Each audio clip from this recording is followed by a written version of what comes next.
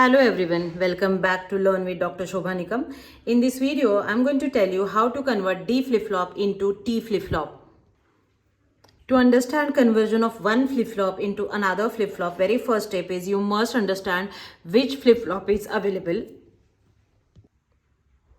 and which flip-flop is required. So here D flip-flop is our available flip-flop and we are going to convert it into T flip-flop. See, working of both the flip-flops is very different.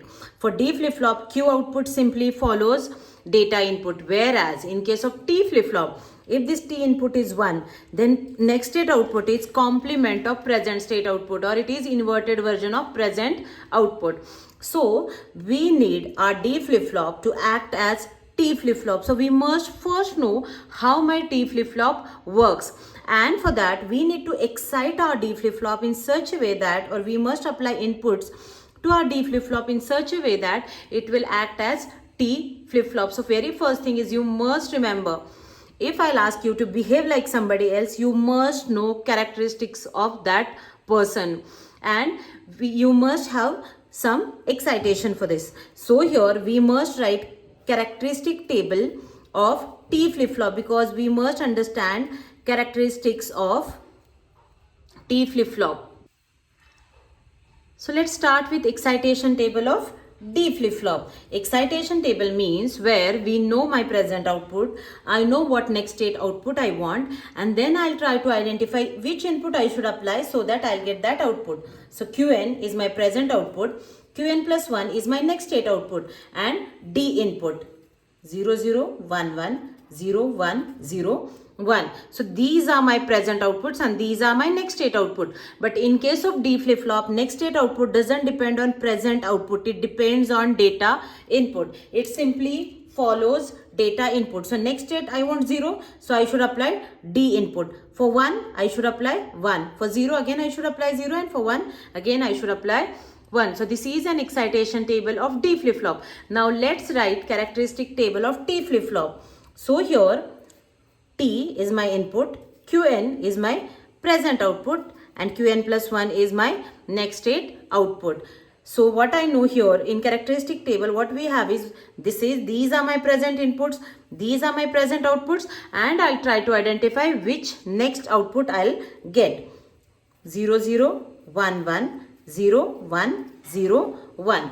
Now in case of T flip-flop, let's say T input is 0, so next output will follow present output. So here present output is 0, so next state output is also 0. Present output is 1, so next output is also going to be 1.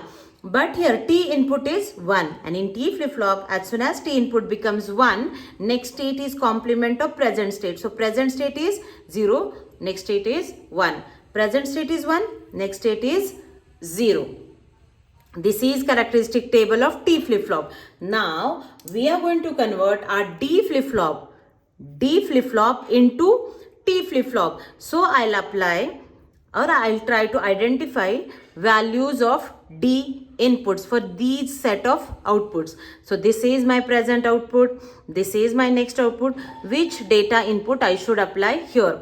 So you know excitation table of D flip-flop. For here I'm comparing these two, Qn and Qn plus 1. So here you can see for 0 0 D is 0. So for 0 0 D is 0. For 1 1 D is 1. For 0 1 it is 1, and for 1 0 it is 0. Or simply, you know, in D flip-flop, whichever output we want, we should apply that input. So now we have table for D. What we will do here to identify equation for D input, we will put these values into K-map. So for this, inputs are T and Qn. So T, Qn. T can be 0 or 1, Qn can be 0 or 1. Number of inputs are 2. T and Qn are 2 inputs, and that is why number of cells in K-map are 4. 2 raised to 2 are 4. Now here we'll put values of, or we'll insert values of D. 0, 1, 1, 0. 0, 1, 1 and 0. So here we don't have adjacent one or overlapping one to make pair. So we'll make groups of single ones. And now let's write equation for D. So here for this one, you can see value of t is 0. So whenever value is 0, we take complement of that variable. So t bar, and qn's value is 1. So qn as it is, plus we are writing equation in sum of product form. For this one, t is 1. So t directly, and qn is 0. So qn bar. If you will compare this equation, so this is like a bar b plus a b bar, which is an equation of XOR gate. So equation is nothing but T XOR Qn. So this is our available D flip-flop, and we want it to work as T flip-flop. So equation for D is T XOR Qn. So I need one XOR gate here. Output of that XOR gate is connected to D input. One input to XOR gate is T and another input is Qn.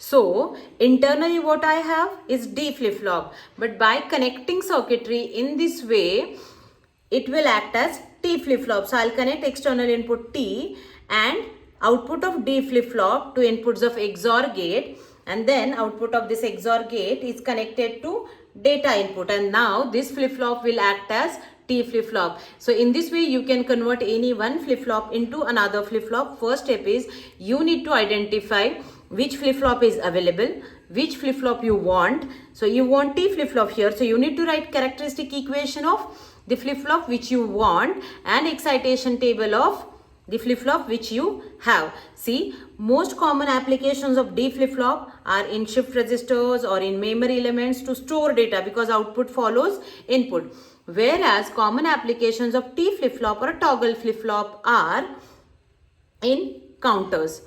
So in this way you can convert any one flip-flop into another flip-flop. The links for another flip-flops conversion like SR to D and T, JK to D and T, T to D are also given in the description box. Also I have explained working of each and every flip-flop in detail.